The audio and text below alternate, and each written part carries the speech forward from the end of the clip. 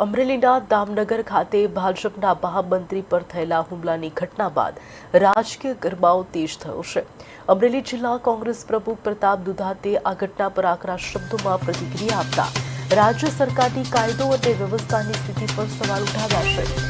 પ્રતાપ દુધાતે જણાવ્યું હતું કે જે રીતે એક સરકારી કાર્યક્રમમાં ધારાસભ્યની હાજરી વચ્ચે ભાજપના જ મહામંત્રી પર હુમલો થયો છે તે દર્શાવે છે કે અમરેલીમાં કાયદાનો કોઈ ડર રહ્યો નથી। પ્રતાપ દુધાતે આક્ષેપ કર્યો છે કે ભાજપ શાસનના બુટલેગરો અને ખનીજ માફિયાઓ બેફામ બન્યા છે અને સામાન્ય નાગરિકથી લઈને પદાધિકારીઓ સુધી કોઈ સલામત નથી।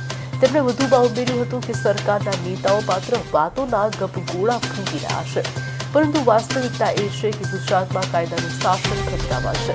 તેમણે બિહાર અને યુપી સાથે ગુજરાતની સરખામણી કરતા સરકારને ચેતવણી આપી હતી કે જો કડક હાથે કામ લેવામાં નહીં આવે તો સ્થિતિ વધુ વણસી શકે તેમ છે। સરકારના પાવરદાર મિનિસ્ટરો, સરકારની ગૃહ ખાતું મહા મુસીબતે જિલ્લો સુધાર્યો હતો। ખૂબ જ આકરી પરિસ્થિતિમાં જિલ્લાનો અમે સુધારો કર્યો હતો।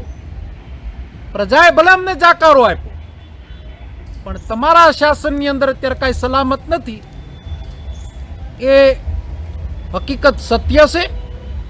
અને જે દામનગરનો બનાવ બન્યો છે એની અંદર નિંદા સાથે વખોડીએ છે ને આની ઉપર તાત્કાલિક કડક પગલાં ભરાય એની માગણી કરીએ છીએ।